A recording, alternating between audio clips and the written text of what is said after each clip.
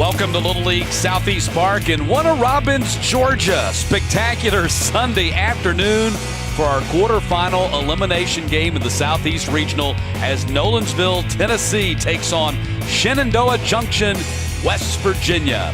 The Little League World Series on ESPN is presented by T-Mobile. As we take a look at the standings, you'll see that Georgia and Florida at 2-0 have already advanced to the Monday night semifinals, 7 o'clock Eastern on ESPN. Winner of this ball game will play South Carolina tomorrow in an elimination game at 11 a.m. on ESPN+. Last night to remember for all of us, including me. I had never quite seen a sixth-inning rally like this. Georgia down 5-0 with 1 out, 2 outs to go. They rally, score 6 runs, capped by Huddy Clark's 2-run double. Stunning walk-off win over Tennessee that had basically dominated the entire game. And now Tennessee has to put that behind them. About 15 hours later and stay alive in this tournament. Here is their starting 9. Kason Booher, the left fielder, leading off, followed by Ryan Newell, last night's starting pitcher, in center field, batting second. Nolan Brown, the first baseman, bats third. Rocco Stark playing third and batting fourth. Gabe Shepler, the catcher, in the fifth spot.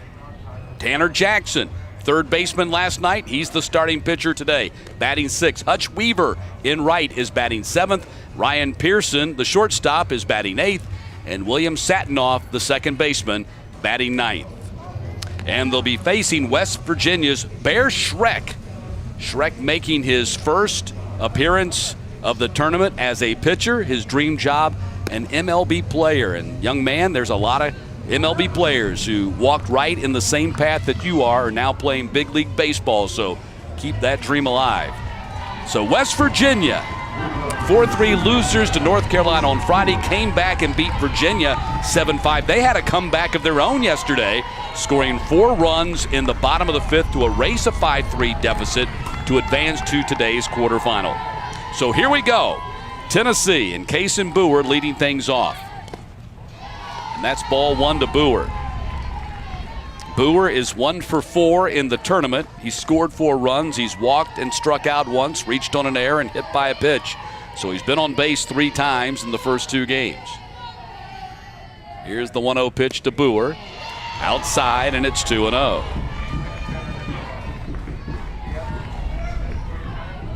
This West Virginia team representing Jefferson County Little League. Second Southeast Regional in a row that they've made an appearance in this field. They did it in 2019 as well. And the count 3-0 to Booher.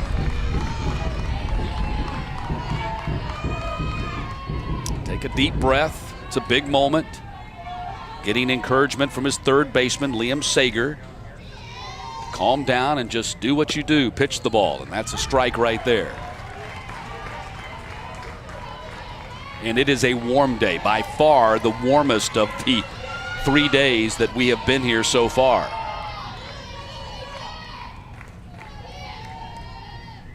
And 3-1, 5-pitch walk for Booher. So Booher aboard to start this ball game. Here's Ryan Newell, the center fielder, and man, did he pitch a heck of a ball game last night. 4 shutout innings of 2-hit ball with 4 strikeouts, 3 walks before Georgia erupted in that bottom of the 6th. Ball goes all the way to the backstop, and Booher now at second.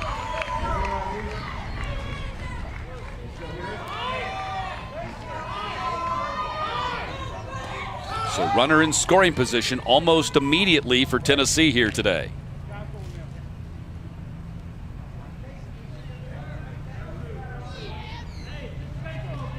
Looks like we have a timeout. Yep, they're going to get some action in the bullpen right away. That's Hefner going down there to warm up.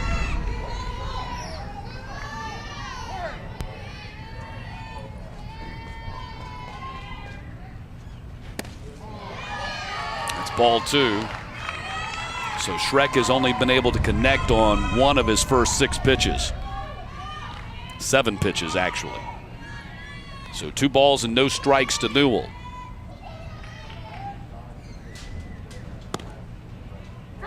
Got that strike across right there, and it's 2-1 to Ryan Newell. Newell 4 for 6 in the tournament.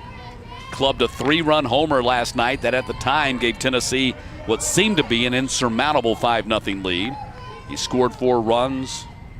He's reached on a fielder's choice, so he's been on base 5 times in this tournament. He's been a big part of what Tennessee has done on the mound, defensively, and at the plate.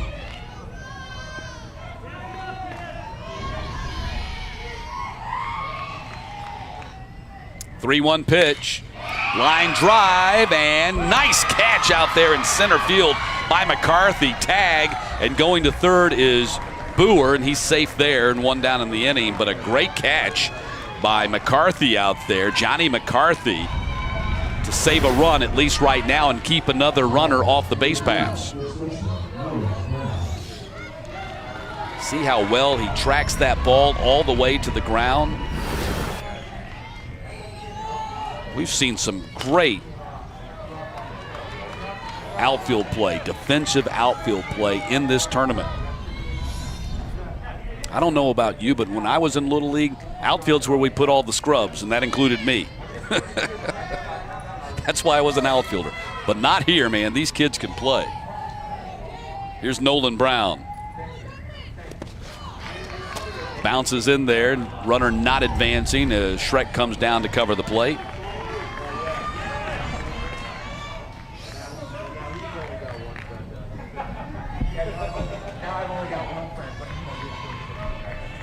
See Bear Schreck already sweating profusely on this warm day. Base hit up the middle. Tennessee has the lead. Nolan Brown delivers an RBI single to put Tennessee on top. That's his 4th run batted in this tournament.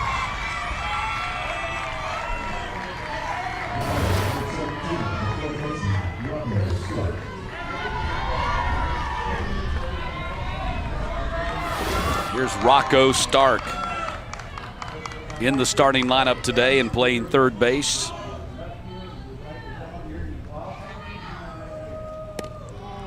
Tanner Jackson, the starting third baseman last night, and really made a ton of great plays at the hot corner last night. He's the starting pitcher today, so opening up a spot for Stark. Currently 86 degrees right now, on the way to 90. And I'm guessing that the heat index is much higher than 86.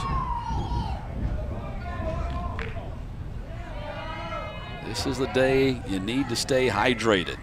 Of course, every day you need to stay hydrated, but even more so today. Here's the 2-0 pitch. Outside 3-0. Schreck just really having a hard time finding that strike zone right now.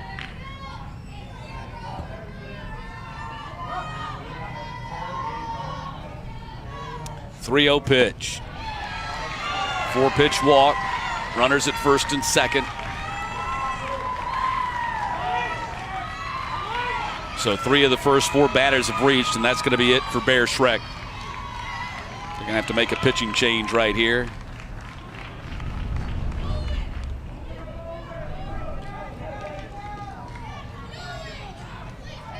Just a tough spot for a young man to be in. I don't envy him in the pressure. Oh, he's not making a pitching change. I thought this was just the first visit, so he did not have to make the change. He's going to stay with him. Although Hefner is done pitching down in the bullpen, so he's ready to go. Wouldn't take you long to get warmed up on a day like today.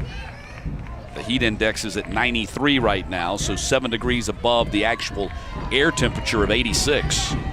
17 pitches for Schreck, 12 balls and 5 strikes. Here's Shepler.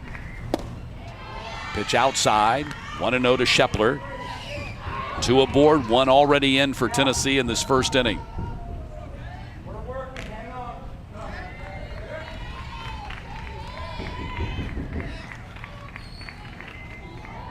Catcher Shepler showing bunt, takes the strike, and it's 1-1. Shepler 0 for 4 in the tournament, scored a run, struck out, hit by a pitch. Attends Poplar Grove Middle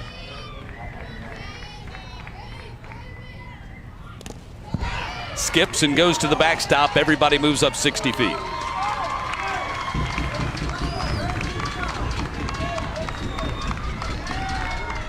So more trouble for West Virginia here in the top of the first. Those outs are hard to come by right now. 2 balls and 1 strike to Shepler.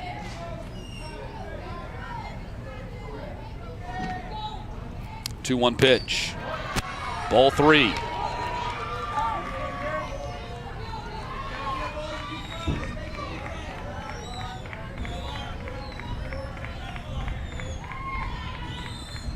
(3-1). Got him swinging at it and tapped it foul. That's a big strike right there for Bear Schreck. Can he get that last strike right here? Get that second out. 3 balls and 2 strikes.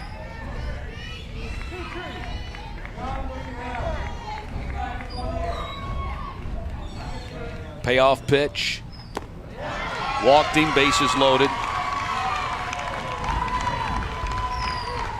So all but Newell has reached in this inning, and that was only because McCarthy made a spectacular catch, and now this will be the pitching change.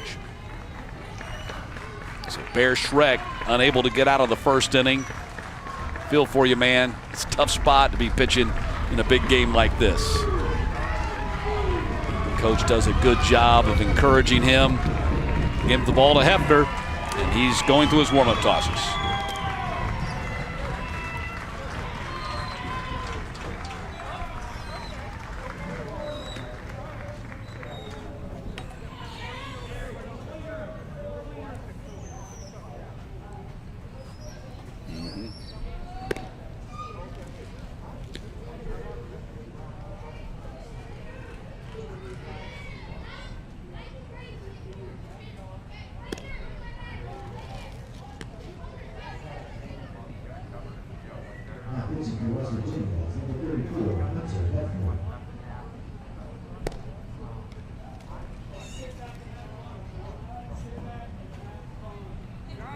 Can still get his.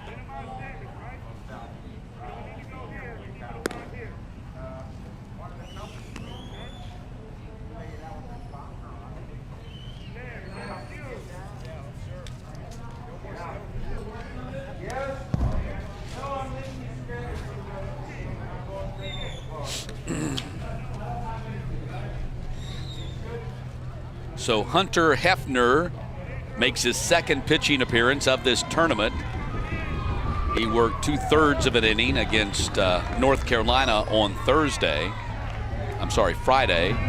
and threw only 11 pitches with a couple of strikeouts. So Hefner comes in a messy situation. Bases loaded for Tennessee and only 1 out.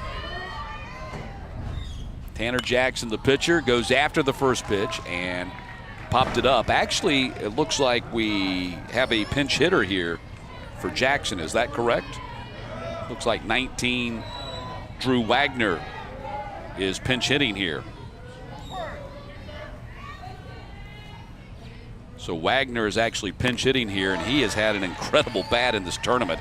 He's 3 for 4, a grand slam home run, a double, 5 RBI, 3 runs scored.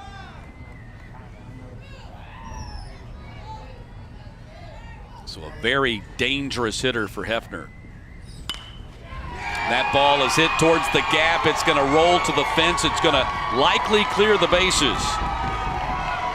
3 runs in. Wagner at third is out.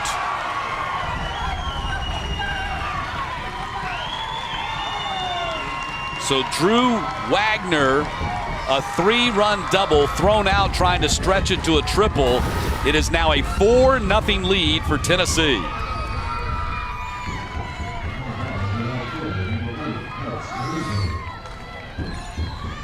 You could tell that hit the jet stream and rolled. There was nobody that could keep that from getting to the fence. And here's Hutch Weaver. And give West Virginia a lot of credit for getting the relay in and cutting him down at third base. And Weaver swings and misses, and the count is 0-2. It went 9-6-5 on the putout. So the right fielder to the shortstop to the third baseman.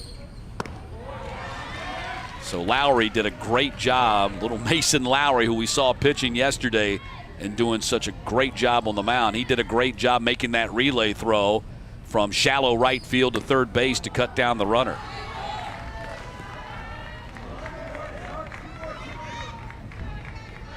Two balls and two strikes to Hutch Weaver. Base is empty, but 4 runs in for Tennessee. And that ball is over the head of the second baseman. Third hit of the inning for Tennessee.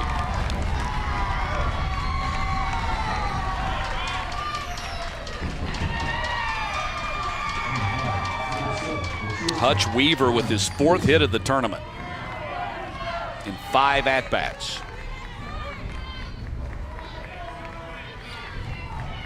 Here's Ryan Pearson.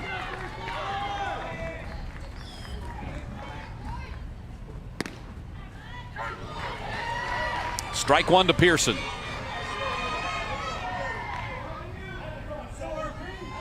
Pearson was the tough luck pitcher last night. Gave up 4 runs in that 6th inning to Georgia. Back at his regular starting position, shortstop here today.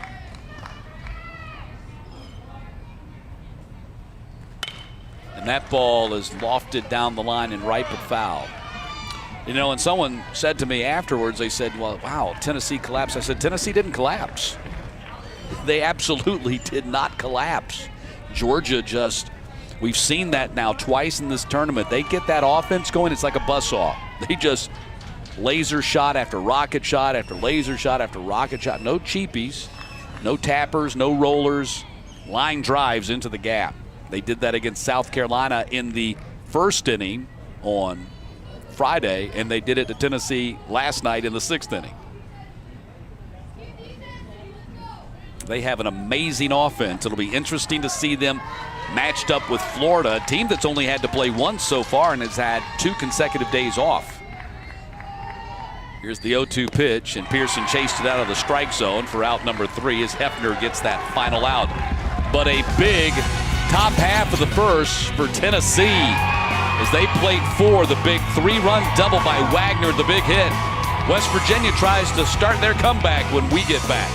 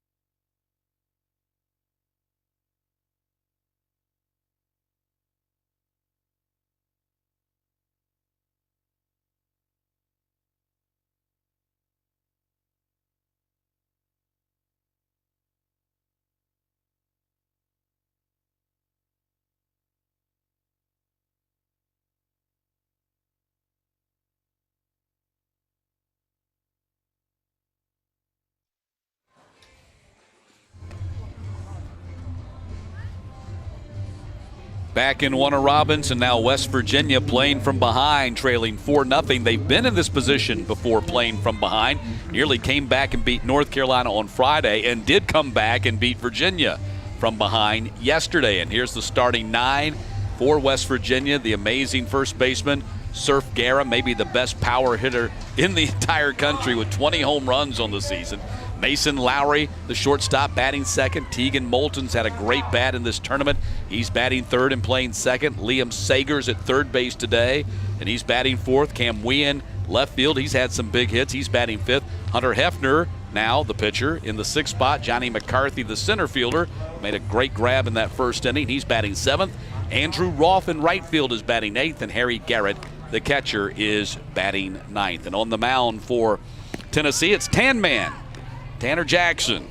He's kind of their spark plug. You saw him play a really nice third base last night, and today he's getting his first pitching appearance of the tournament. But he's the guy that the coaches are counting on to always get the team fired up. And he doesn't do that just by being a cheerleader. He does it with his play in the field and with his bat, and now we'll see if he can do it with his arm.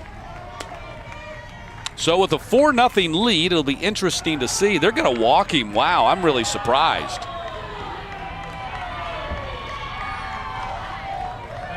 Really surprised they intentionally walked Guerra there with nobody on in a 4-0 lead.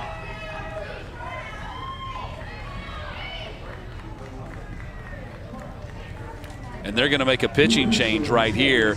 They just wanted, this was strategy, and Mark Fredrickson, my official scorekeeper here, overheard the conversation earlier today in the press box. The coach was asking about the rules, so he didn't want to give those 4 pitches to a guy that was actually going to be the pitcher. So Rocco Stark's going to move over from third base and actually pitch, and Tanner Jackson's going to go back to third base where he typically plays. And so Tanner Jackson gets credit for 4 pitches thrown that he never threw, really. But that counts on his total, doesn't count on Rocco Stark's total, who's now going to be the pitcher. So interesting strategy right here.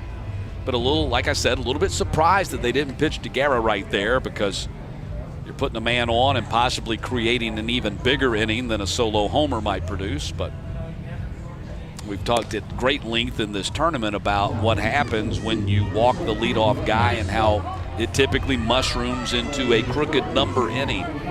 But we'll see. We'll see if the strategy works in both regards, in regard to changing the pitcher, in regard to walking Guerra. But this is what happened to West Virginia in the state tournament.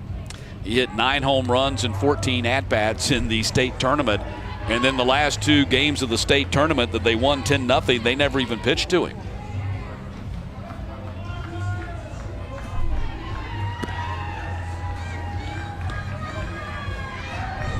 Ultimate sign of respect. I know it's disappointing, though, for him. He wants to swing the bat. In fact, yesterday when he got hit by a pitch, he didn't want to go to first. He wanted to bat. So let's see if West Virginia can capitalize on the intentional walk here. Here's Mason Lowry. He shows bunt, takes a strike.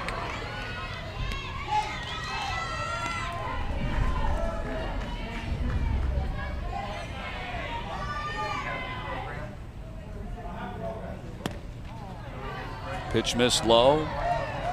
1-1 to Mason Lowry. Mason 1 for 5 in the tournament, has a double, run scored, stolen base. Went 3 2/3 yesterday with 4 strikeouts. Ground ball hit to the second baseman. There's 1, and there's 2. Strategy worked.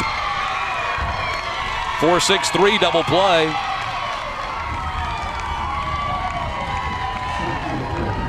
So check the box for Tennessee on that. They won that first chess move.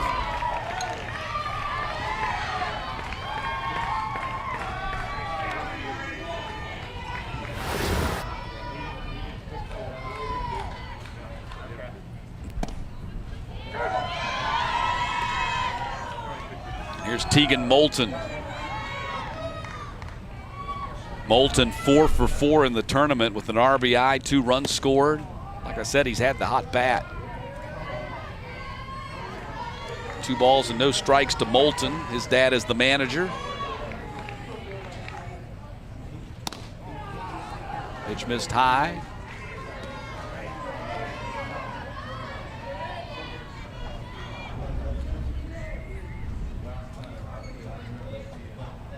Two balls and 1 strike to Moulton. And sends this one down the line, but foul and right. 2-2.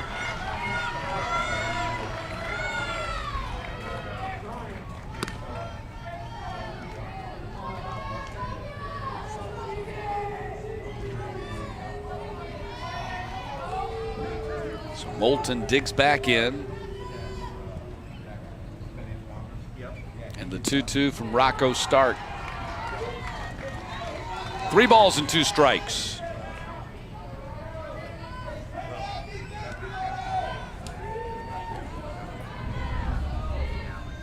Rocco, a right-hander. His dad, Zach, was a left-hander drafted by the Florida Marlins back in 1993. They were the Florida Marlins back then. There's a walk drawn by Tegan Moulton. And he's aboard with 2 outs. Here's Liam Sager, the third baseman. Still looking for his first hit in this tournament. He's 0 for 5. And he sends this one in the air to shallow center field, caught by Newell, and the inning's over. 1 down, we'll head to the second. Tennessee on top 4-0.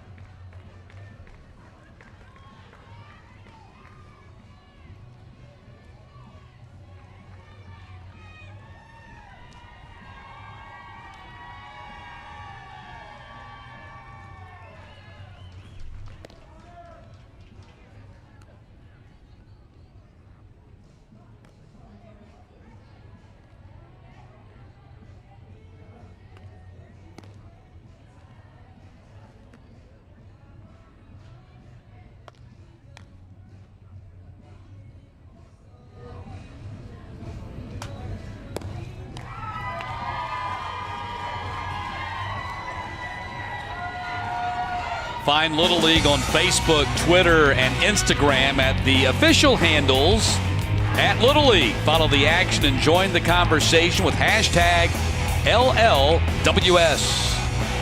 I got to tell you, the Little League Twitter feed, and that is an absolute treasure trove of highlights. You ought to check that thing out. They've got highlights from all the regionals that are going on around the nation right now. Just a super way to keep up with all the spectacular plays that are going on, including the action right here in the Southeast Regional. And remember, things are different this year, as if I had to tell you that, but things are different this year in regard to the Little League World Series. 16-team field will be all United States teams, no international field this year. That means the top 2 teams from each regional, instead of just the champion, will advance, which makes tomorrow night's semifinal between Georgia and Florida huge. That's for a berth at Williamsport. In essence, it's kind of a championship game. You might not win the Southeast Regional Championship, but if you win that game, you're going to Williamsport. Here's William Satinoff.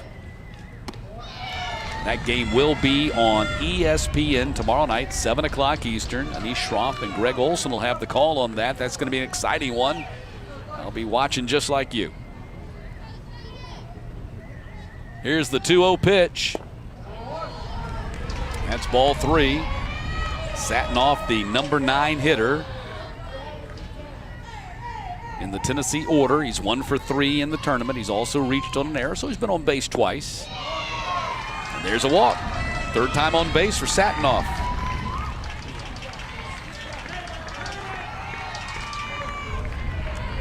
Back around to the top of the order.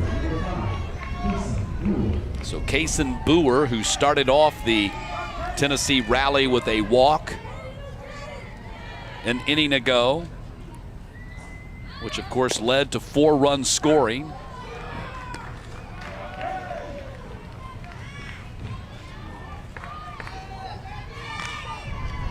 And that's what I was talking about when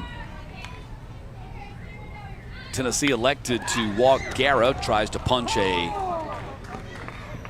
bunt down the left field, or third base line, I should say, and it rolls foul. You know, every time you walk the leadoff guy, it typically turns into a run. That's why I was wondering why Tennessee did that, but they were able to roll a double play to erase the base runner, so it worked out well for them. Boer hits it on the ground. There's one. Not in time to turn the two, but they do cut down the lead runner Satinoff at second base.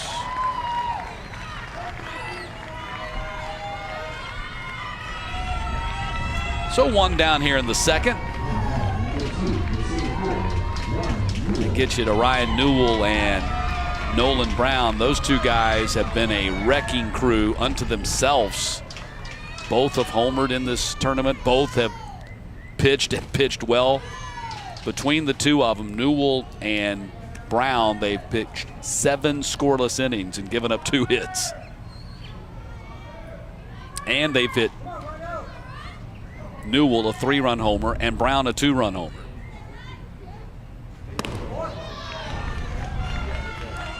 Pitch high to Newell, 2-0.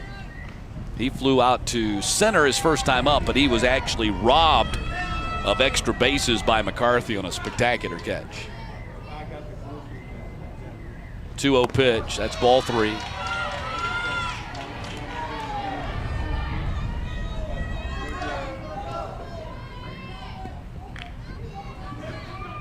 Hefner takes a deep breath.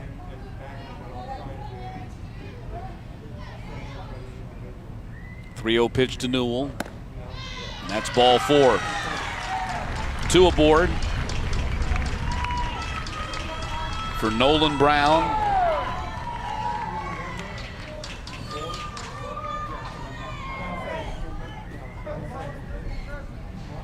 Garrett's going to go out there and talk things over with Hefner, and they wait for Nolan Brown to make his way to the box.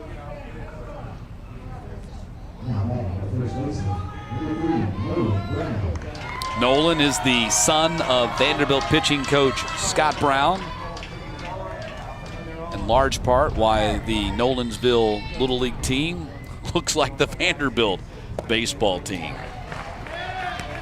We were joking the other day after watching them take that 5-0 lead on Georgia. They're actually the single-A affiliate of the Vanderbilt Commodores.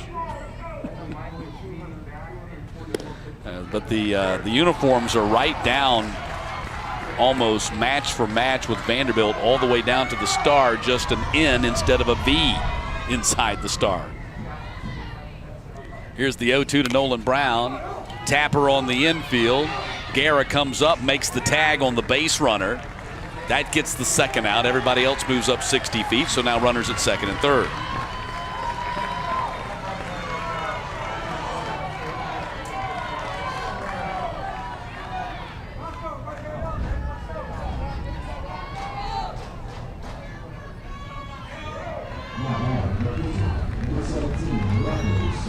Here's Rocco. Walked and scored his last time up. Scored on that big bases clearing double by Wagner.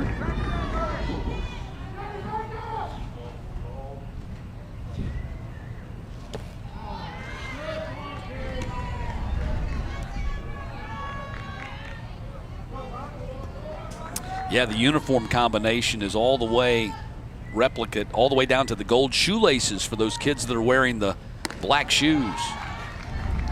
Rocco going with the white, the classic white cleats. I was always kind of partial to those.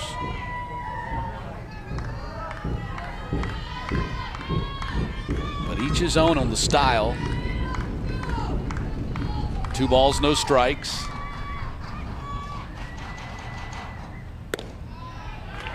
Strike on the edge, and it's 2-1 to Stark.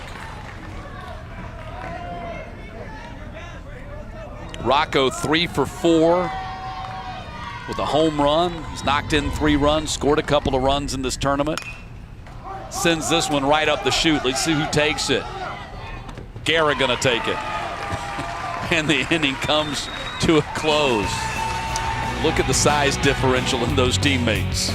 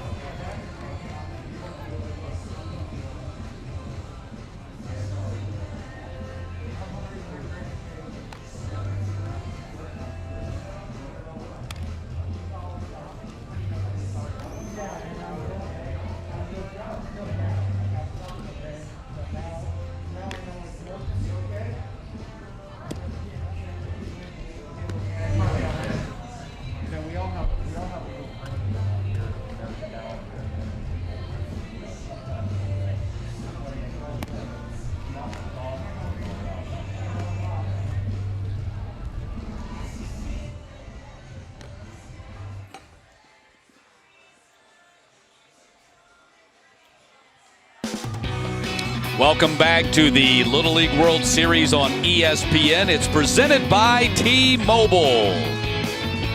As we welcome you back to warm Warner Robins, Georgia. Temperatures pushing into the 90s today in Nolensville, Tennessee in this quarterfinal elimination game, leading Shenandoah Junction, West Virginia 4-0.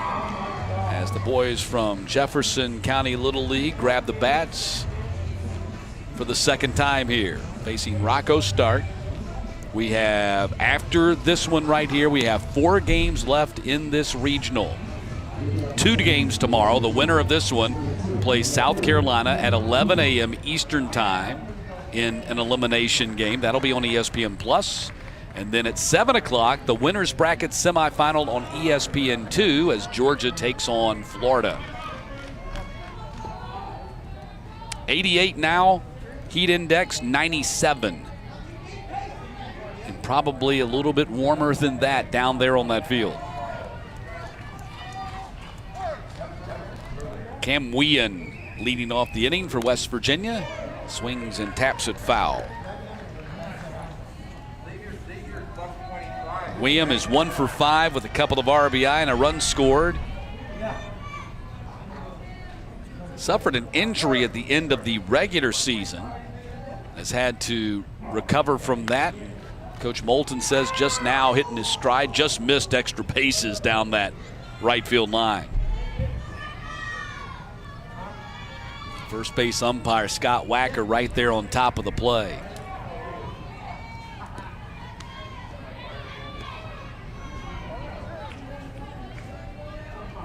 No balls, 2 strikes. Stark just a bit outside.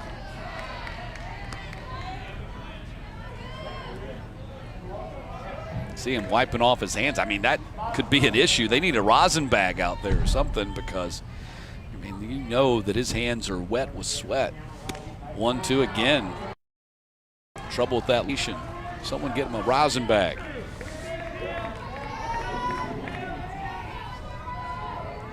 Two balls and 2 strikes. This time in the strike zone and fouled out of play.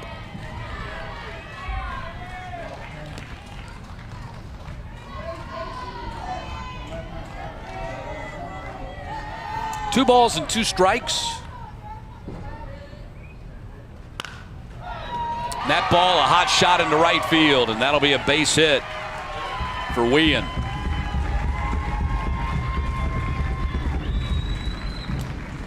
So Whean picks up his 2nd hit of the tournament. Trying to get things going here for West Virginia. This is a good offensive team. This is a team, it's not just about Guerra and the long ball. They put 7 runs on the board yesterday against Virginia and scored 4 in the bottom of the 5th to come back and win it. Here's Hefner.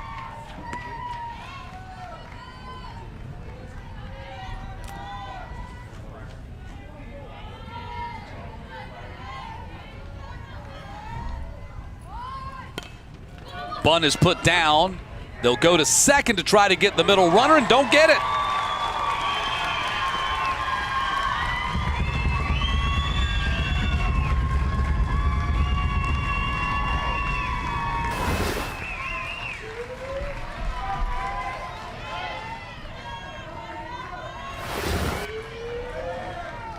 So first and second, so we'll see if the decision to try to get the lead runner instead of the sure out at first comes back to haunt Nolensville here. So first and second and nobody out. This is the 4th base runner that West Virginia's had in their first 6 batters. They've been able to get guys on. Can they advance them and get them home? Here's Johnny McCarthy.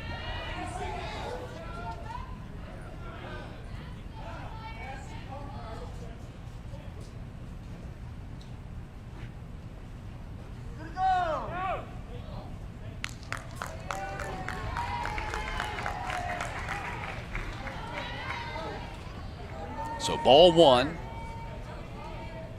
And that's Eddie Smith down there at first base, the umpire. Bunt is put down, push foul. So Eddie Smith is actually our first base umpire. Harold Brannon at second base, Jonathan Hagan at third base, and Michael Grossman behind the plate. Eddie's umpired a lot of games.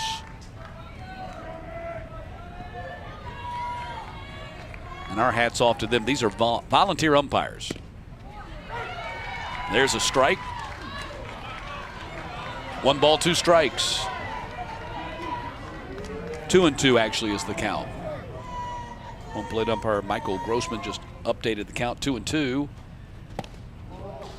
And McCarthy ends up on his back.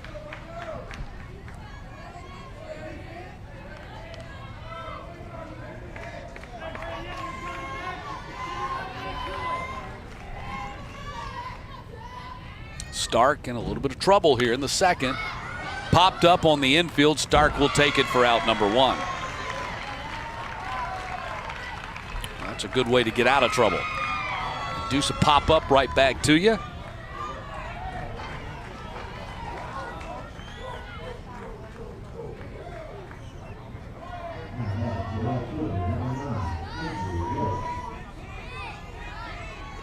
Here's Andrew Rolfe.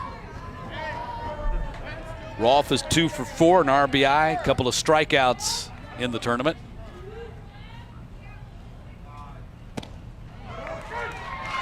Called strike to Rolfe.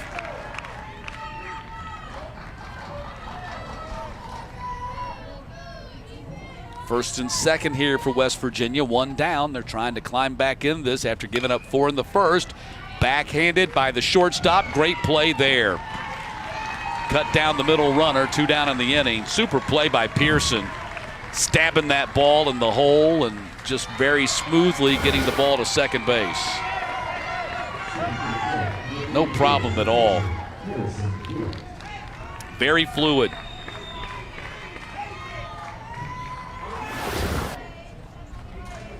Here's Garrett. That's one of the things that's impressed me most about this Little League, just the fundamentals by which these kids play. They've really been drilled and practiced well in the fundamentals. You know, it's taken a lot of practice time too. That doesn't just come naturally. It's a lot of practice time, a lot of work. And it's not just about catching the ball, it's knowing what to do with it when you get it. Not having to stop and thinking about it, but knowing immediately, I'm going here with the ball if it comes to me. Check swing, foul back. 0-2 to Garrett. West Virginia had 2 base runners in the first, failed to score. 2 here in the second, now down to their final strike in the inning. Garrett keeps it alive.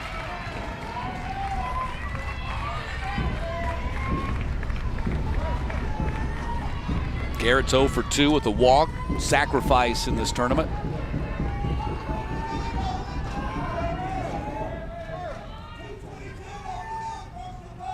Oh, 2 pitch. Backed him off the plate. Runner goes to second. Runner coming home. They've got the runner in a rundown and make the tag right there. So Rolfe gets tagged out on the base pass before the run scores. It's still 4-0 heading to the third.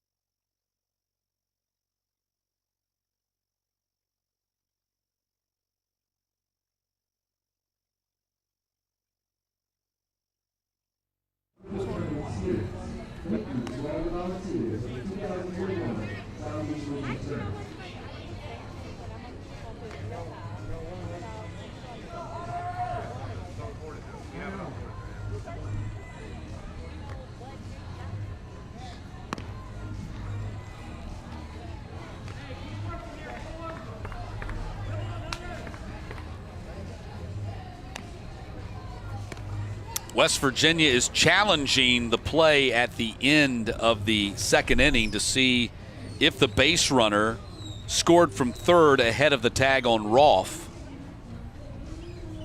So they're looking at that right now. Wien was at third base, and on the double steal attempt, they're going to check to see did the runner score before the tag was put on Rolfe. There's the tag on Rolfe. We don't see Wien, so here's a better look at it right here. Let's see if we can figure out what happened. There he scores. We don't see them both simultaneously, so we'll see if they have video evidence enough to overturn that call. Here's Michael Grossman, our home plate umpire.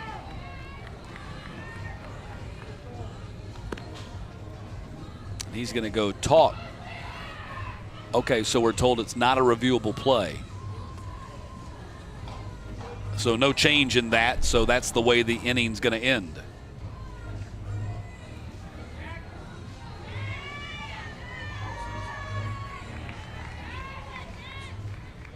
So 4-0, no change in the call, and Tennessee batting again here in the top of the third.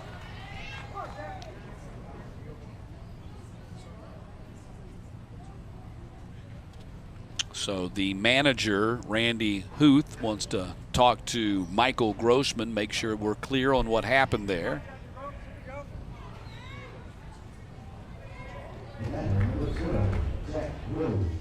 So Jack Rhodes is going to pinch hit to start this inning. So Rhodes pinch hitting for Shepler to start this third. There's ball one.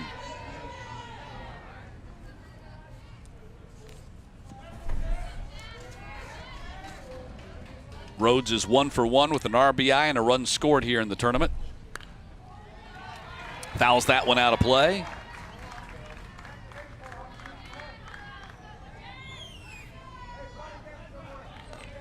And that's one of the things that we've been most impressed with this Tennessee team, top to bottom, 1 through 13, a very solid lineup. There are no holes in the lineup. As you might expect with some teams, when you get out of the starting lineup, get a little bit deeper into the bench, you might have some deficiencies there. None on this Tennessee team. And that's something that Randy Huth told us as we were preparing for this tournament, that, hey, look, this might not be the most talented team we've ever had or the biggest and best arms, but complete team 1 through 13. He said that's exactly what they have been. And this is a program that, even though under the Nolensville name they have not been here, under the South Nashville name they have. They went to the Little League World Series in 2013 and 14 as South Nashville, and Chris Mercado, who's one of their coaches, was the manager of that team. So Rhodes draws the leadoff walk.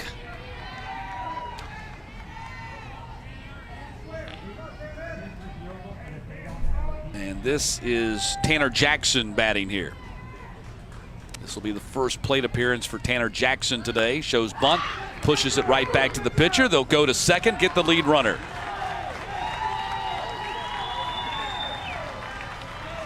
Nicely done by Hefner. On that bunt, of course, you want to push it a little bit to the left or the right of the pitcher. Want to make him move, and Hefner just had to move straight forward and get that thing. Gave him a chance to cut down that lead runner, which is exactly what he was able to do.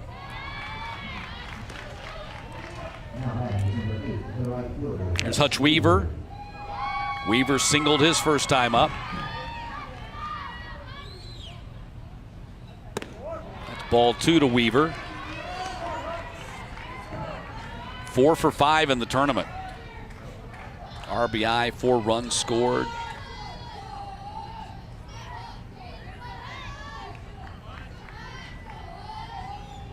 Said if he won the lottery, he'd buy Braves season tickets. Unfortunately, you might have to win the lottery to do that. I'm just joking. 3 balls and no strikes.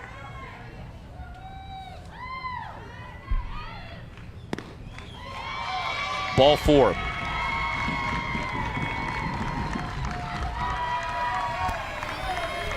First and second.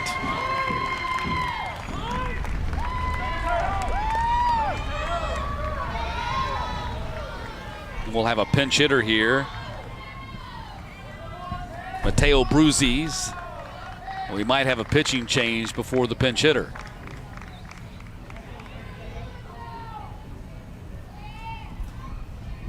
Mike Moulton, the manager for the West Virginia side, out there talking to his kids in the infield.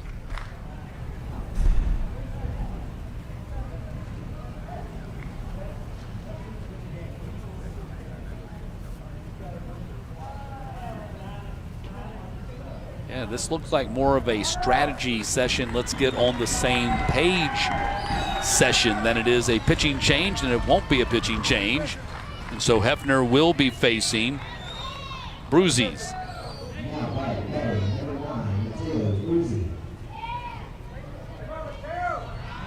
Bruzes 0 for 1. Did knock in 2 runs with 1 sacrifice fly back in that Alabama game on Friday. So first and second for Tennessee. Jackson down at second, Weaver at first. Bruzes at the plate, and there's a strike.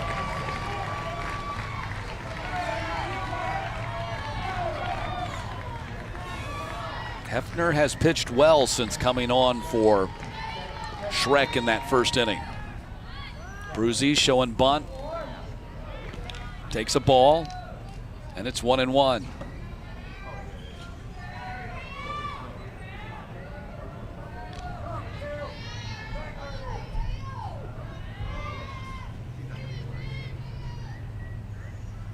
Here's the 1-1 pitch.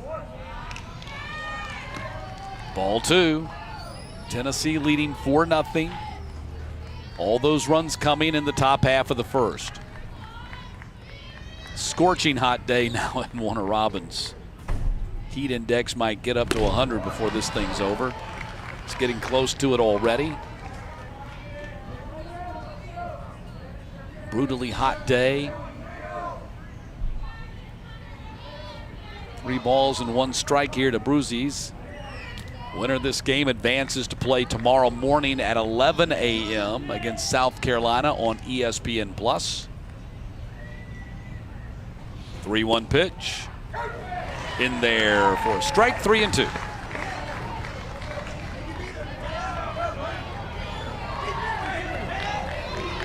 Hefner's at 45 pitches.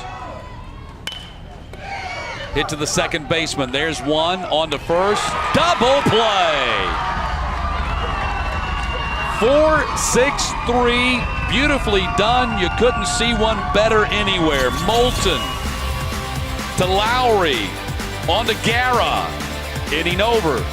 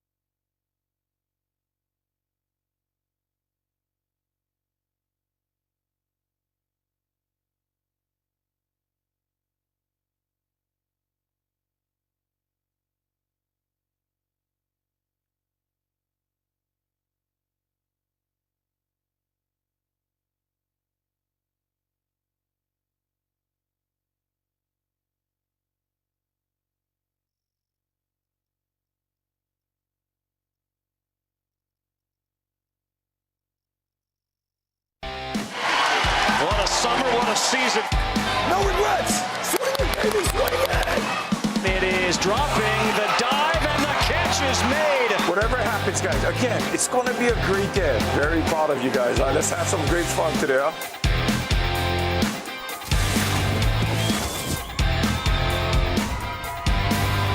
And we are now just 11 days away from Williamsport. And in a little more than 24 hours here in Warner Robins, we'll have a team punch their ticket to Williamsport when Florida and Georgia meet in the semifinals tomorrow night, Monday night, 7 o'clock Eastern on ESPN2.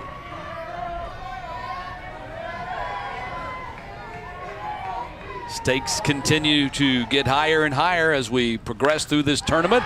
And Garrett hits that one to center field, and that's a base hit. So Harrison Garrett gets the second hit of the day for West Virginia.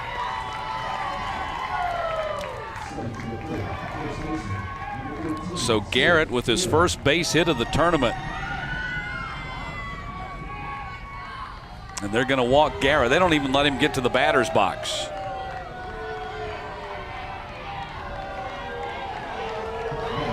Intentionally walked for the second plate appearance in a row. Here's Mason Lowry. And I know the folks over there on the West Virginia fan side are not happy about it, and you can understand why, but it is part of the game. It's part of the strategy. So it's incumbent upon his teammates to pick it up and make Tennessee pay for it.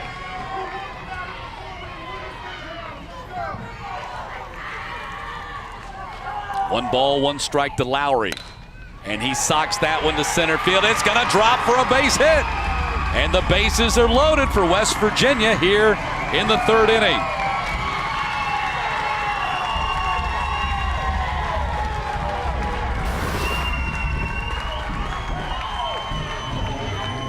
Nice piece of hitting by Mason Lowry. Second hit of the tournament. Here's Tegan Moulton. Moulton with 4 hits in the tournament. Might have a pitching change right here. We'll see. Or maybe this is just a strategy session.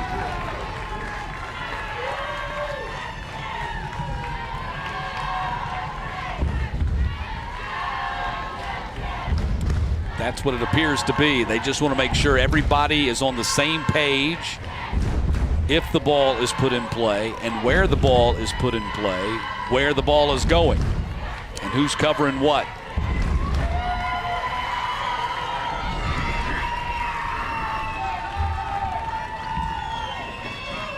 Rocco Stark with a look of determination on his face, toes the rubber. Facing Tegan Moulton. 4 for 4 with 3 walks in the tournament. Batting with the bases loaded. And that's strike one. Nobody out here in the bottom of the 4th. West Virginia's have opportunities throughout the course of this game. 2 base runners in the first, 2 base runners in the second, yet they failed to score. That's ball 1 to Moulton. Will Druzy, the left-hander, warming up in the bullpen for Tennessee. Here's the 1-1 pitch from Stark. Chopper on the infield, backhanded by Satinoff. They get the middle runner, and that's it. Run scores, and it's 4-1. Good job by Satinoff. I mean, he did it just like a major leaguer would. Love that thing, just flipped it back to the shortstop Pearson, covering the second base bag. Like a pro. Look at this, so smooth. Just flipped it back. The awareness of these players is amazing. Runners at the corners, it's 4-1. Here's Sager. It's 4-2, pardon me. Line drive nearly took out the manager.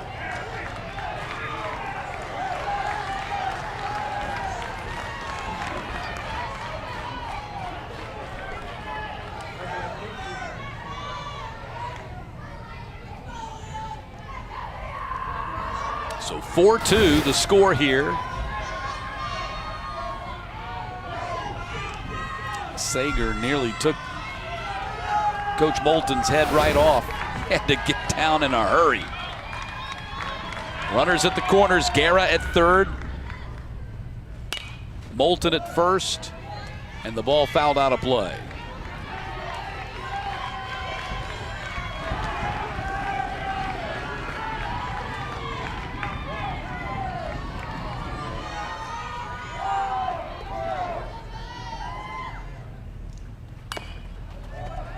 Tapped foul.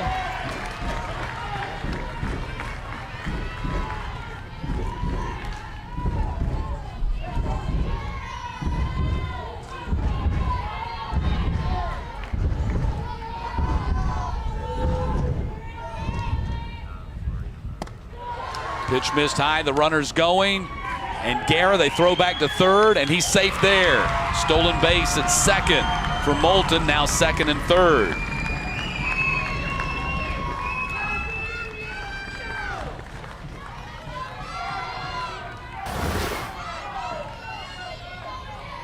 Close at third base. Guerra had not gotten too far down the line. They made it close. As Moulton, going from first to second, tried to force a throw down to second.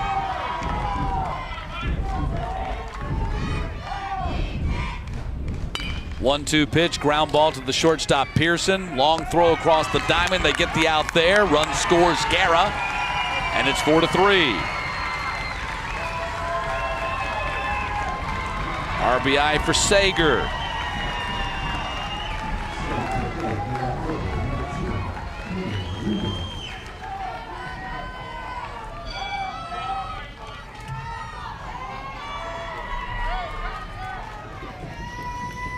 Here's Cam Wean.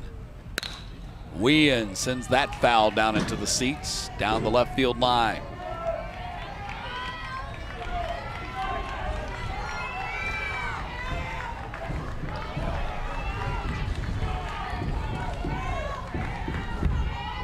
No balls, one strike, 4-3. Tennessee holding on here. Hot shot to Satinoff, and that'll be the end of the inning.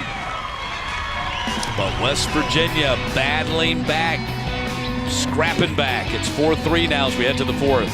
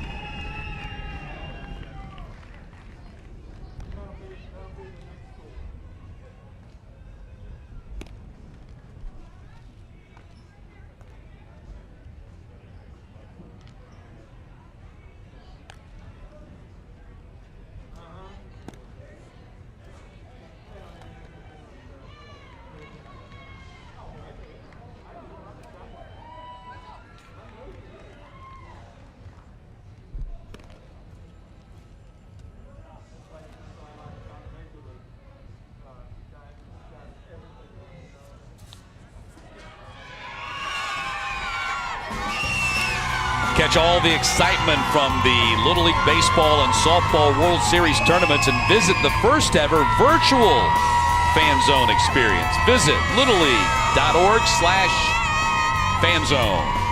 Lots of fans here in Warner Robins, Georgia, taking advantage of the slalom hill out there in right field and some torn up cardboard boxes and having fun. So here we go. Top of the fourth inning. And a 4-3 lead as West Virginia has slowly battled back and whittled away at that 4-run first inning that Tennessee put up there, but nothing but zeros so far since then for the boys from Nolensville. Pinch hitter for Satinoff is going to be Will Drusy.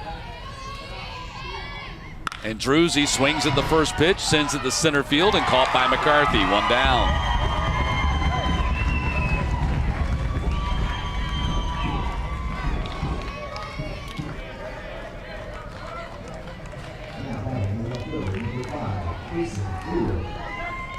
So a couple of runs for West Virginia in the third after they'd scored at the end of the second on that double steal. So 3 runs since Tennessee put 4 on the board in the first, and back around to the top of the order, and Kaysen Boer walked and scored in the first, reached on a fielder's choice, stranded at third in the second. Kaysen Boer takes a ball 2.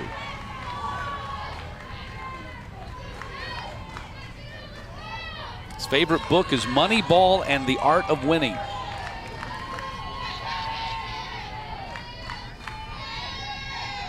.2-0 pitch.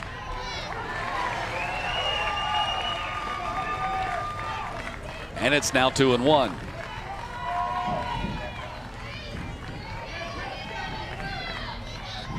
Elimination game on this sweltering Sunday afternoon. Hefner with the out.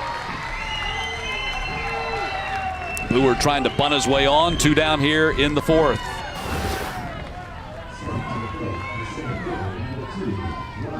Hefner, of course, is a great fielder, and having him on the mound is an extra benefit and plus. He can cover a lot of space over there. Here's Ryan Newell. Newell swings and misses. Home run leader on this team, hit 5 home runs in the state tournament, has added another here in the regional. Fouled that one back. This kid is a multi-sport star. Also excels in jiu-jitsu.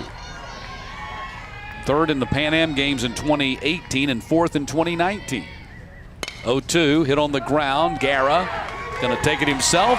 Stomp on the bag.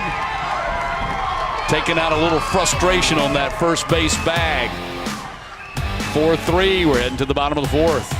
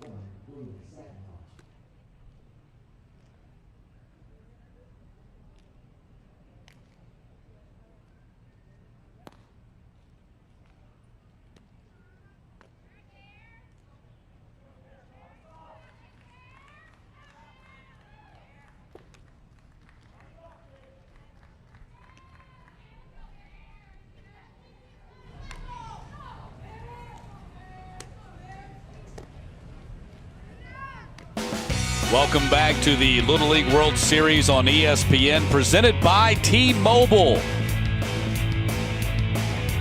Tight as we head to the bottom of the fourth. The kid's still sliding down the hill out there.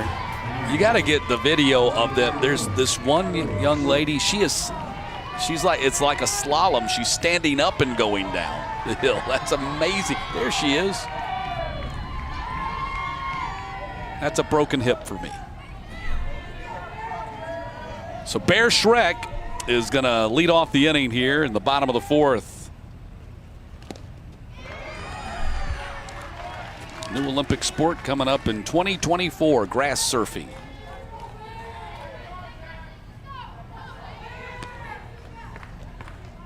So Schreck started the game in this number 6 spot, never got to it because he was replaced on the mound, now has to bat in this spot. And swings and misses, and it's 0-2. Again, this is an elimination game. Winner advances to play South Carolina tomorrow morning. Schreck sends that up the chute over on the right side and going to get to the seats. South Carolina advancing after beating Alabama yesterday, 12-0, a run rule victory. No balls and 2 strikes. And Schreck hits it off the hands, rolls it to Pearson, and Pearson gets it over to first very easily for out number 1.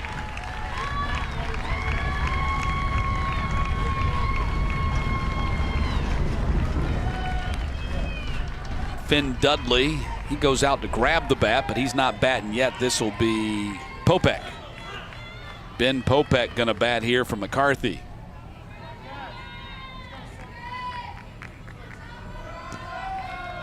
Looks like we'll have a pitching change first, and I believe Will Druzzi is going to come in and pitch for Tennessee. Rocco Stark gets a big hand as he makes his way to the dugout.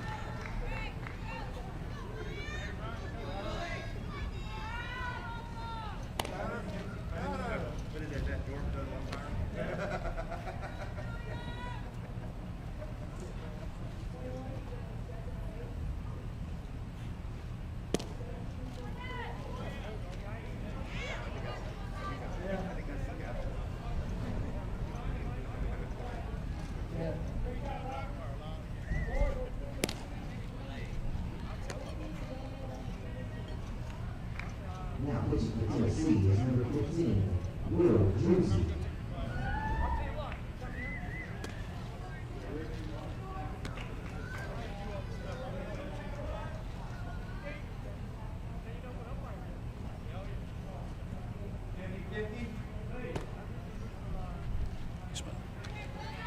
I think that's what that means. Yeah, but he came back out, I think. He's out. He's back out there. And Will Druzzi is out there to pitch for Tennessee. He made an appearance in that 6th inning last night against Georgia, went a third of an inning, gave up a run, struck out 1, and walked 1. And so Druzzi, who they told us is their closer, and of course at this level that's can be a vague thing, closer, but he has been in that situation where he closes out games, comes in here in the 4th inning. So Druzzi, who had batted previously in the 9 spot as a pinch hitter, has to stay in that 9 spot, which means William Satinoff has to come out of the game with him coming back in. And so Stark's going to stay in the game at 3rd, and Tanner Jackson's going to go to 2nd. And Popek at the plate. There's strike 1.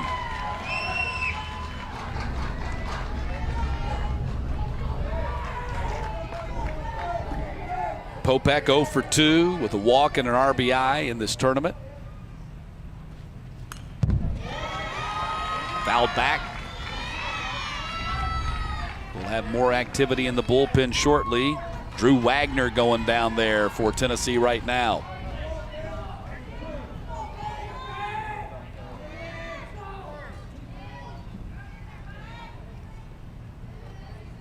Druzzi.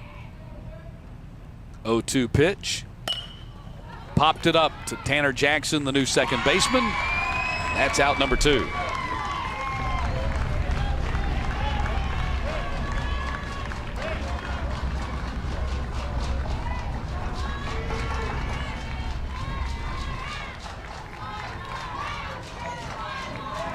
And Finn Dudley going to pinch hit.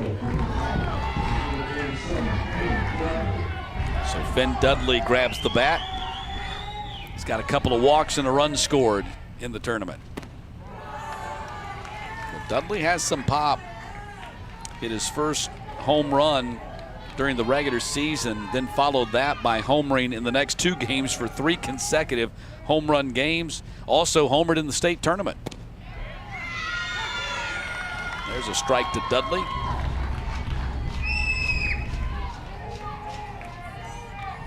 One ball, one strike to Finn Dudley. 4-3 lead for Tennessee here as West Virginia bats in the bottom of the 4th. There's a strike. It's 1-2.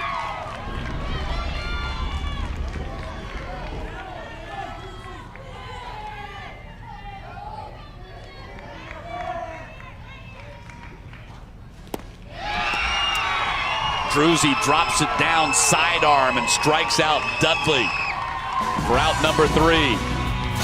Heading to the 5th, 4-3 Tennessee.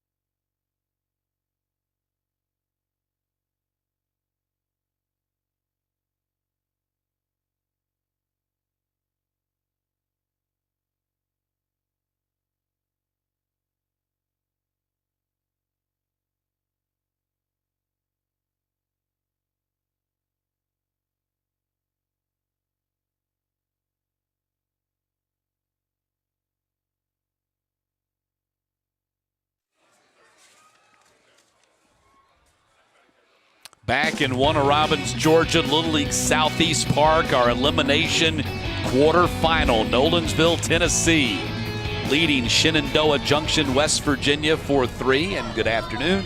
Thanks for joining us on this spectacular yet sultry Sunday afternoon in Central Georgia. I'm Matt Stewart.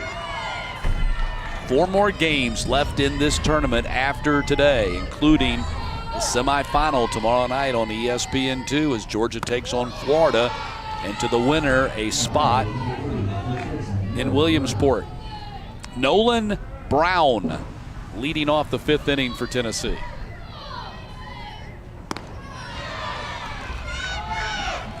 RBI single for Brown back in that 4-run first inning, is also grounded out to the first baseman.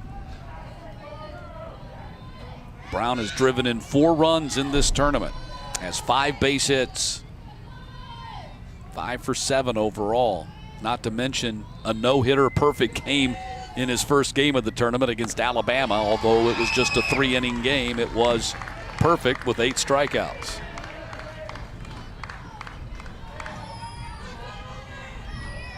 Three balls, no strikes to Nolan Brown. That's in there for a strike, 3-1.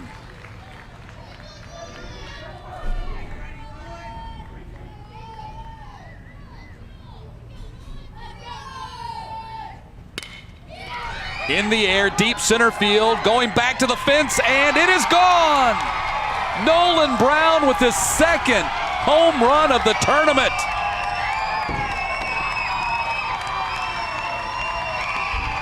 RBI number 5 as Tennessee stretches their lead to 5-3.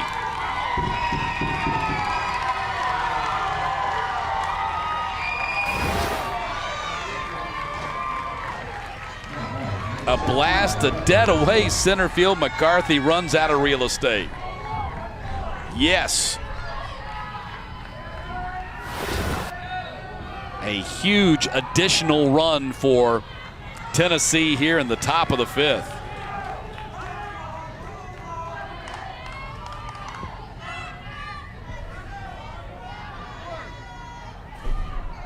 And here's Rocco Stark.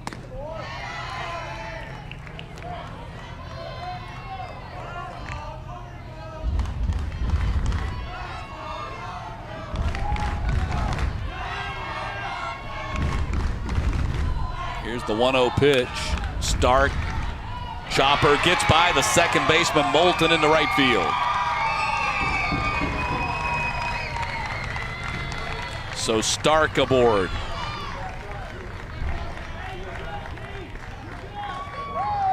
And we'll have a pinch runner for Stark.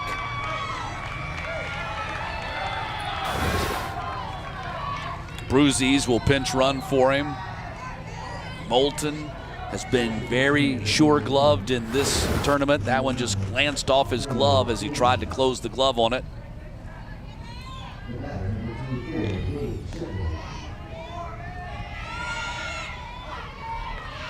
So Shepler batting again in the 5 spot. Shows bunt, takes the strike, throw down to first. Bruzies back in there.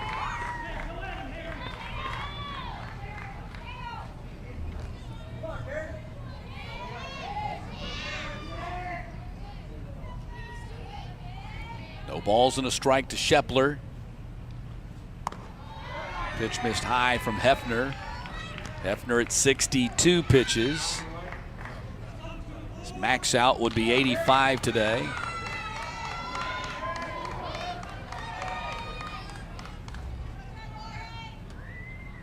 Here's the 1-1 pitch. Chased it. 1-2.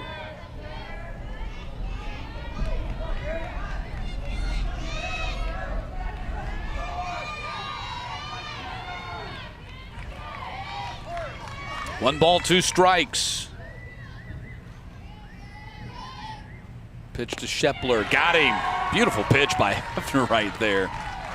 He's got to be getting tired, but that was a nice pitch. Second strikeout for him. 1 down in the inning. Drew Wagner going to bat here. He had the big hit in this game, that bases clearing double back in the 1st.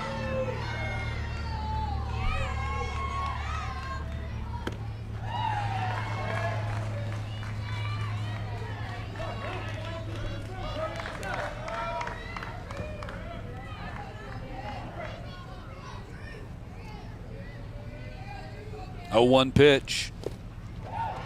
Tried to check his swing, bounces away, runner heads to second and gets there safely. So Bruzies now in scoring position.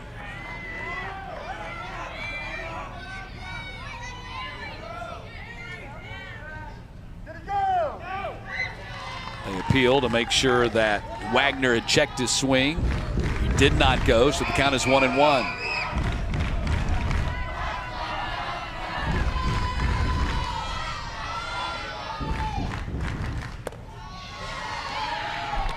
Ball 2.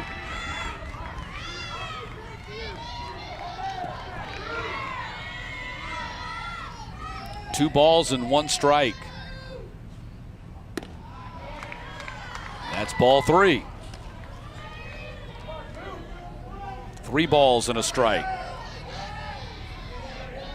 Tennessee has already added a run here in the top of the 5th on the solo blast by Nolan Brown. That ball in the air over on the right side. Rolfe out there, sunglasses flashing, makes the grab. Look at that throw. Wow. From right field all the way to third base. We told you that Rolfe has a tremendous arm, and that was his first chance to really show it off in this tournament. And there's 2 down. Look at that. A little bit offline, but he got it there in the air, no doubt. No relay man needed. So 2 down, and here's Weaver.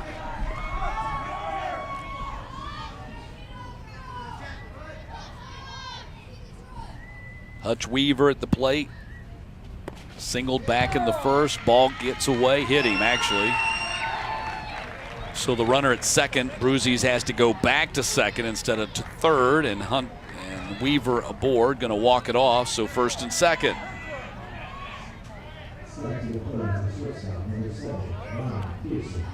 Says he's okay. So first and second with 2 outs. Here's Pearson.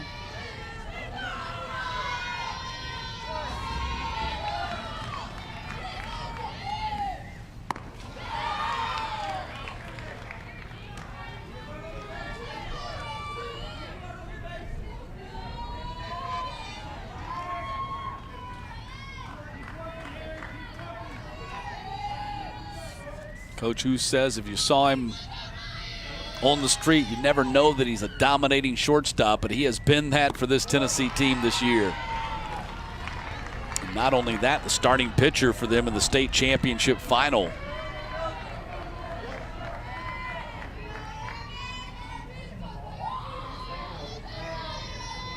Two balls and no strikes.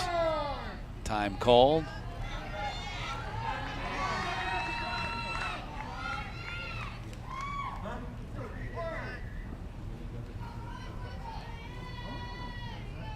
No. 2-0 pitch. Called strike, 2-1.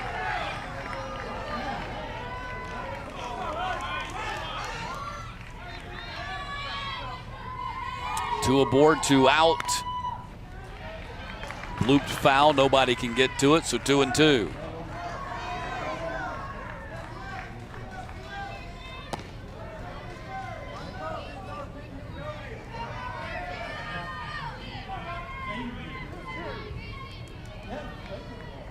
Bruzies down at second base. Weaver behind him at first. Pearson at the plate. Hefner on the mound. Outside 3-2.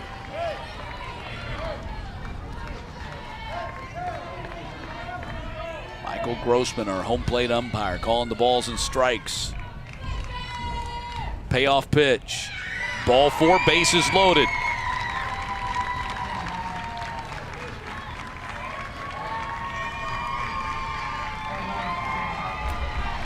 So the path for these teams in the losers bracket, winner of this game plays tomorrow against South Carolina at 11 a.m. on ESPN Plus. And then the winner of that game against South Carolina has to play again on Tuesday night against the loser of the Georgia-Florida game.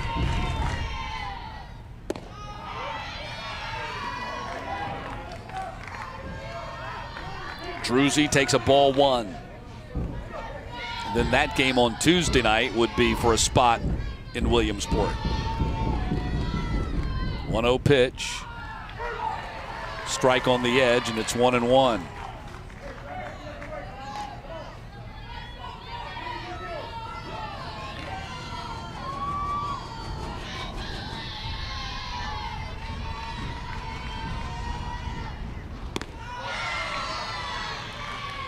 Two and 1 to Druzy.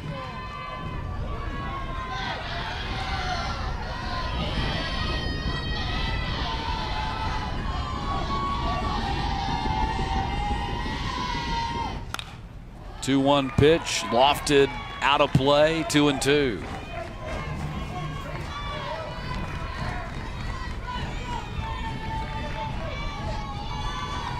Druzy is 4 for 7. He's driven in 3 runs in this tournament.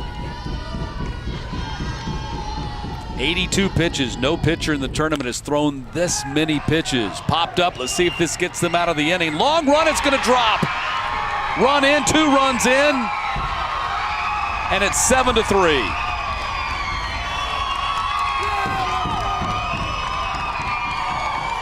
It was going to be a tough catch for the third baseman, Sager. He was going to have to try to make that catch over his shoulder, and Wien in left field just had too far to come to get to it. 2-run score on the play, 7-3. Druzy with RBI 4 and 5 in this tournament.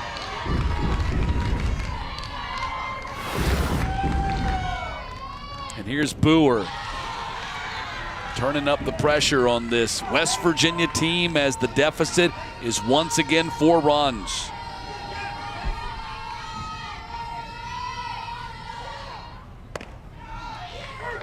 Boer takes a strike.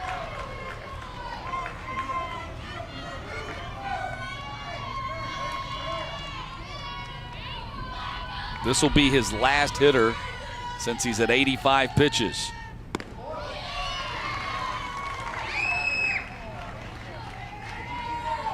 Two balls and a strike. They don't take the pitcher out in the middle of the plate appearance. Once he hits the number, he gets to finish the batter. 8th man to bat in the inning for Tennessee. Ball 3. You can tell that Hefner is totally fatigued. All of his pitches are missing high. It's everything he can do to get that ball to the strike zone. It's like one of them Central Georgia gnats got in his eyes.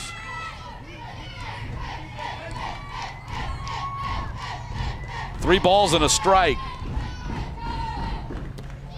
Ball 4, bases loaded. That's the final batter for Hefner right there.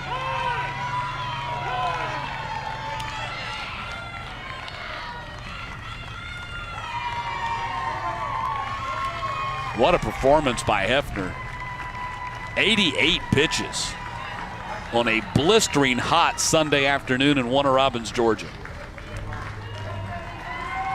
Gets a big hug from his manager. He ain't joking, man. That was quite a performance. Moulton's going to pitch next. And we'll take a break as he goes through his warm-up tosses.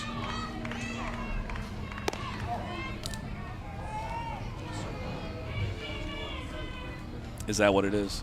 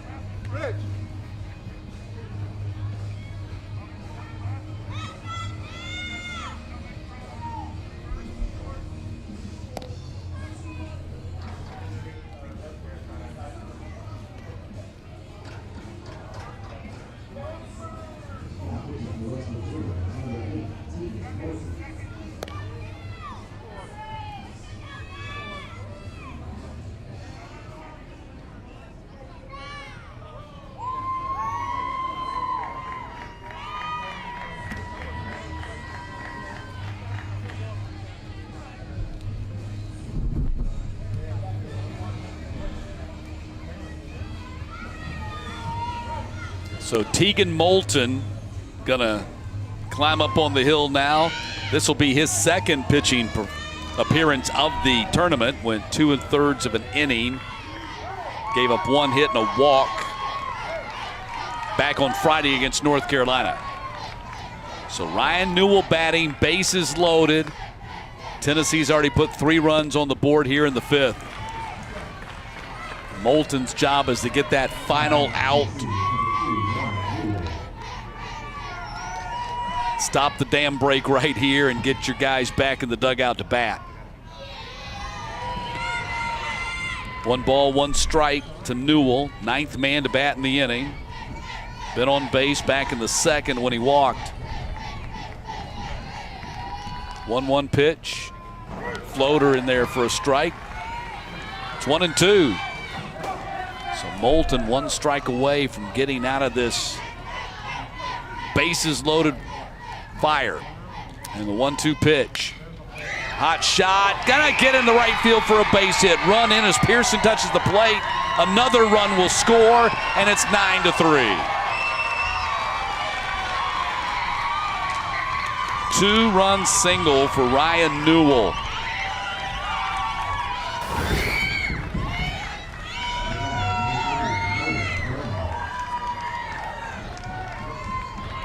Newell delivers again.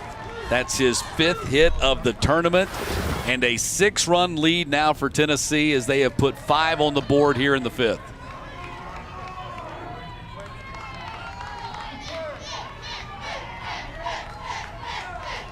Here's Nolan Brown. He started the inning with a home run to center.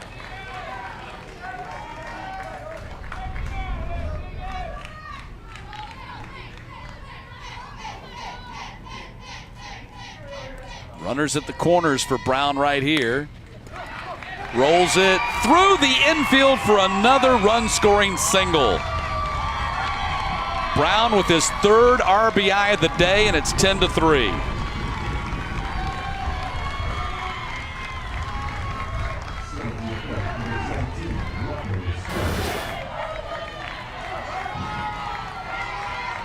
That was your classic seeing eye single right there.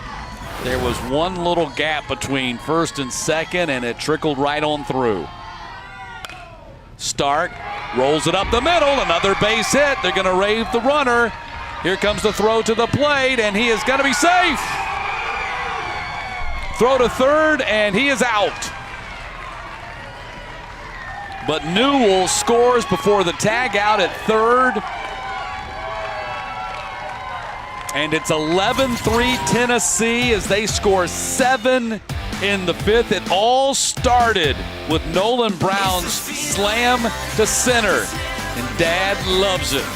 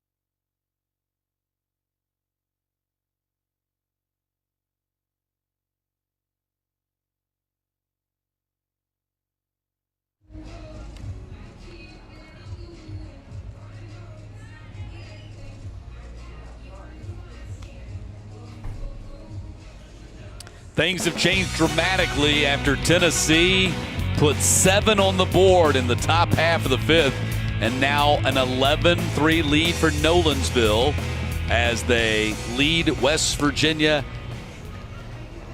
And Nolan Brown for Nolensville with the big bat and the big arm in this tournament, a home run to start that fifth inning that opened the floodgates for 6 more runs to touch the plate. And now his team in command, but they probably learned a very valuable lesson last night that no lead is safe. They had a 5-0 lead with 2 outs to go against Georgia and watched as Georgia came back and scored 6 runs. So I'm sure they'll be extremely cautious.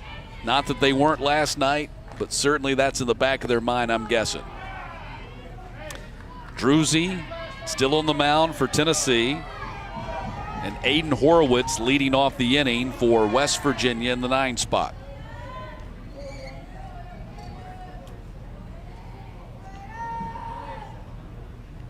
Here's the 1-0 pitch. It's in there for a strike, and it's 1-1.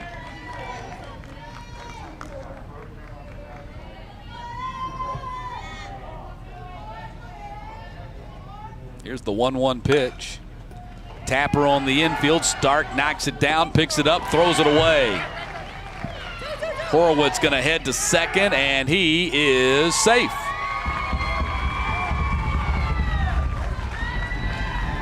I think that's the first overthrow of first base we've seen the entire tournament.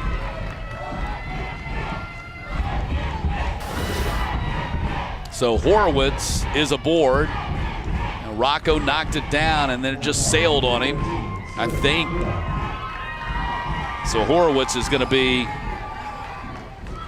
and here's Guerra. Let's see if they're going to pitch to him. He is right there on top of that plate, and they're going to walk him. And Mike Moulton is not happy, not whatsoever.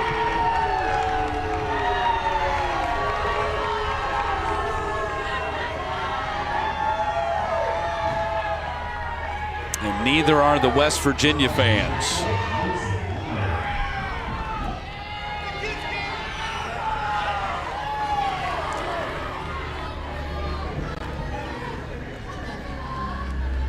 And here's Mason Lowry.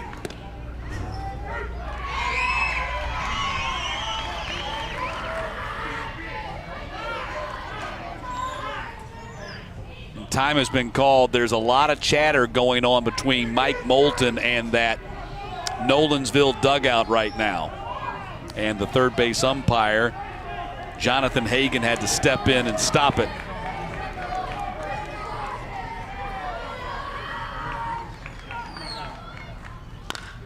Chopper on the infield. Pearson steps on second, throws to first for the double play.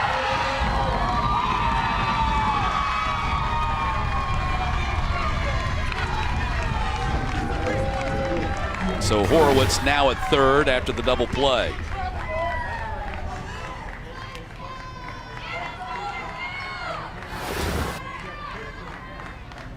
And here's Moulton with 2 down in the inning.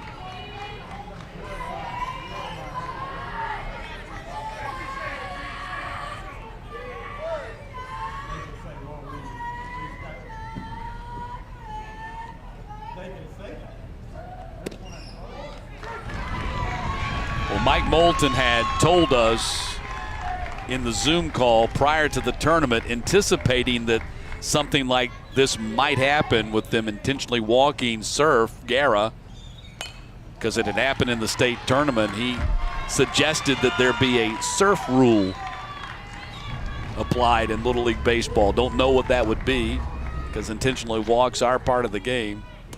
But it is a shame, there's no doubt about it. But it's also part of the strategy, no doubt about that. Ball bounces in the dirt. 1 ball and 2 strikes to Moulton, with Horowitz down at third.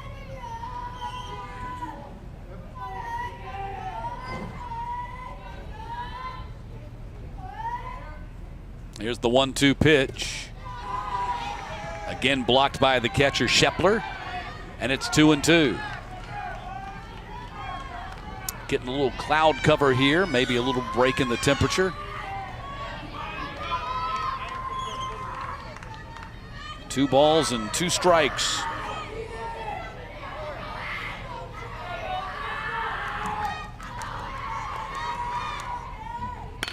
Ground ball off the glove of Druzy to the second baseman, throws him out. Jackson completes the play, and the inning comes to a close. We'll head to the 6th. It's 11-3.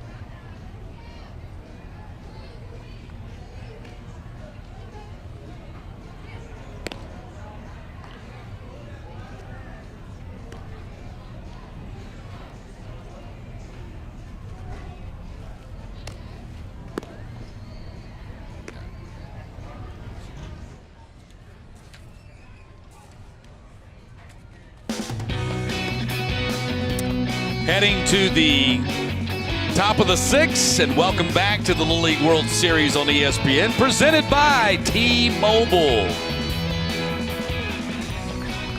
Final inning here in our elimination quarterfinal. Tennessee leading 11-3. Last chance for the boys from Shenandoah Junction to put up a stop sign and maybe make a comeback in the bottom of the 6th. So Jack Rhodes will lead off the inning for Tennessee.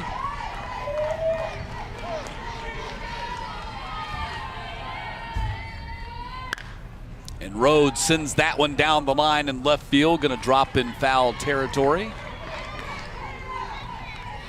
Things getting a little heated, unfortunately, amongst the fans and parents after that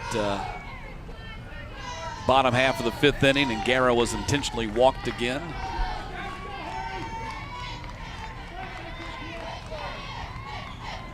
Here's the 0-1 pitch. Sock to the shortstop, Guerra. Throws a bullet over there for out number 1.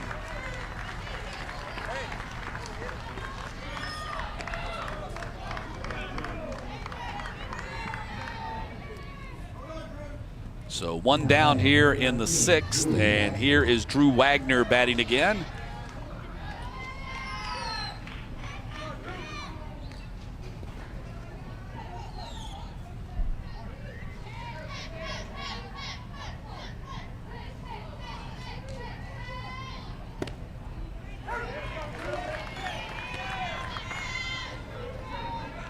Strike 1 to Wagner.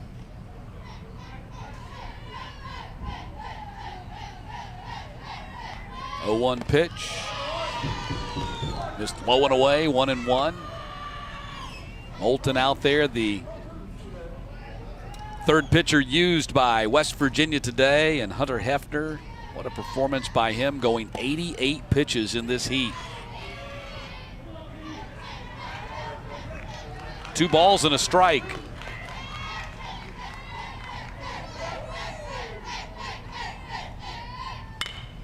That ball is hit in the air to the center fielder McCarthy. He's been money all tournament. Puts it away for out number 2.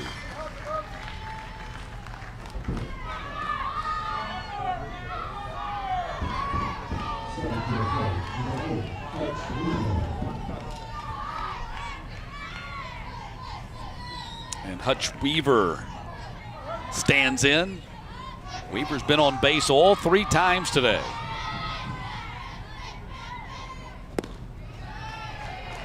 Swing and a miss by Weaver. Tennessee 3 defensive outs away from playing tomorrow morning at 11 a.m. against South Carolina. And yet another elimination game. There's a line drive base hit. 4 trips to the plate. 4 trips to first for Weaver. Solid performance by Hutch Weaver today. That's his 2nd hit of the day. He's also walked and been hit by pitch. Nice all-around performance for Hutch Weaver. 2-out single puts him at first and gets Ryan Pearson to the plate. We'll have a pinch runner for Hutch Weaver, probably Bruzies. He's their favorite pinch runner, and it is Bruzies.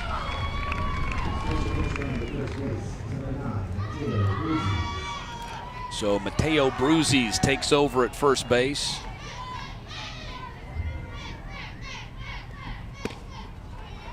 Strike called to Pearson.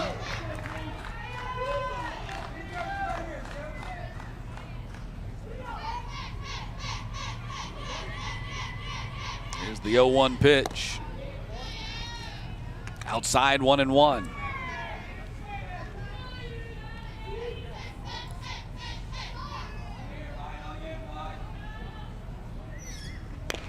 Ground ball, tap foul. 1-2. Nolensville, Tennessee, state champions 5 times now. Started it back as South Nashville in 2013. Won 3 straight, 14 and 15. Ground ball hit to the third baseman. And that'll be out number 3. Last chance for West Virginia. They trail 11-3.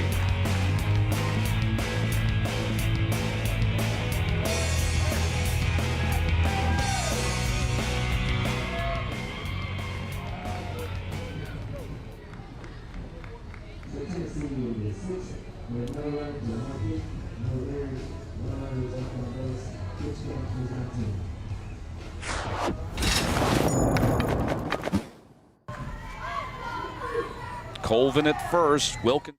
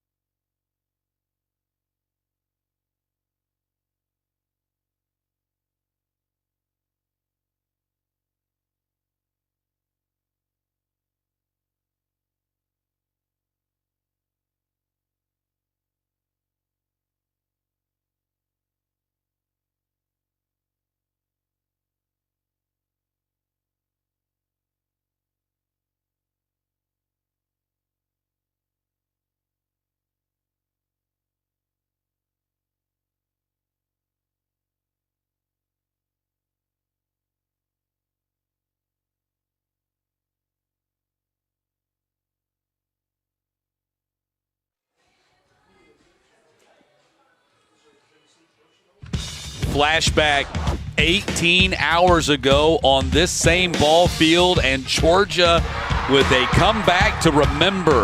Down 5-0 with 1 out of the 6. Scored 6 runs to walk off Tennessee. 6-5.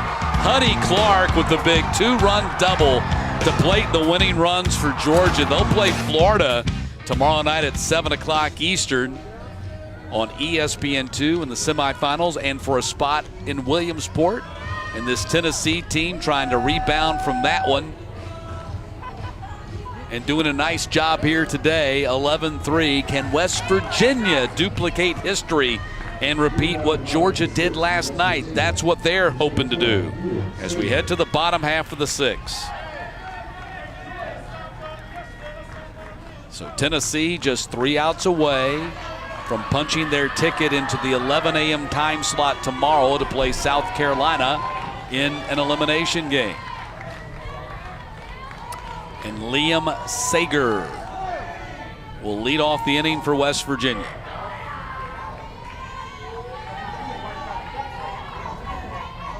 First pitch to Sager from Druzy is a strike, and it's 0-1.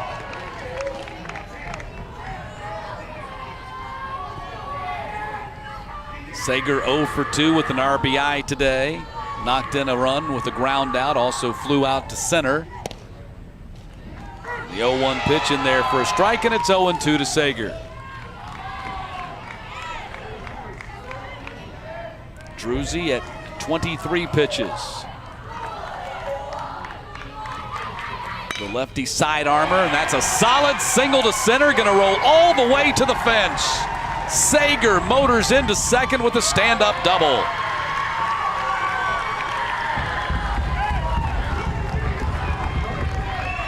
Liam Sager, first hit of the tournament, and a double here in the bottom of the 6th. What a time. Here's Cam Wean. Wean swings at one in the dirt. This is where facing Druzy as a left-handed batter has got to be very difficult for Wean.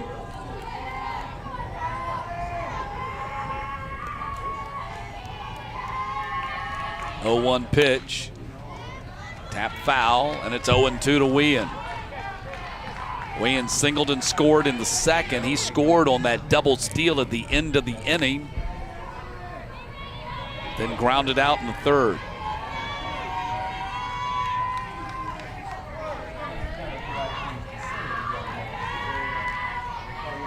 Here's the 0-2 pitch to Wean. Got him. Nasty pitch right there from Druzy. And there's one down here in the 6th. Second strikeout for Druzy. That was wicked. And here's Hunter Hefner. Put down a sacrifice earlier in the day.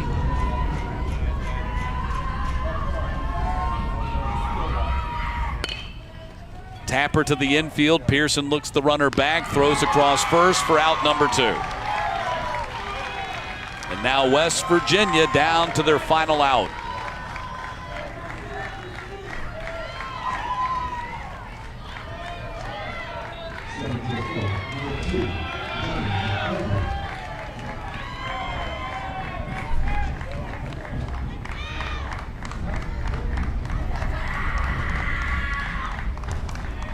Here is McCarthy. McCarthy takes a strike. McCarthy has played a great center field in this tournament. Now it's on his shoulders to try to keep the rally going. Here's the 0-1 to McCarthy. Strike 2. Now Jefferson County down to their last strike.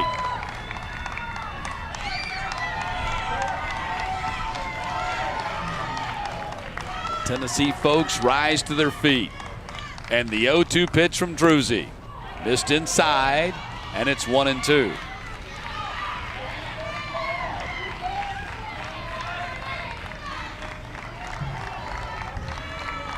One ball and 2 strikes.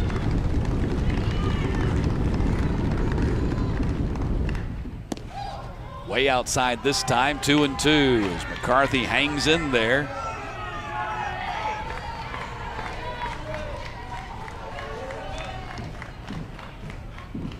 Two balls, 2 strikes. Sager down at second, 2 out in the 6th. Called strike 3, and Tennessee has defeated West Virginia 11-3. Tennessee rebounds from that heartbreaking loss last night, and they advance to play South Carolina tomorrow morning at 11 a.m. in another elimination game. Strong bounce-back performance. There's the wave of the caps. Tough loss for this West Virginia team as they will head back to Jefferson County. But a fine season by the West Virginia State champions. 11-3 the final. And now we have 2 more games tomorrow. Don't forget, semifinals tomorrow night, 7 o'clock on ESPN2, Florida and Tennessee. Been a whale of a time. Thanks for watching the Little League World Series Southeast Regional in Warner Robins, Georgia. I'm Matt Stewart. This has been a presentation of ESPN.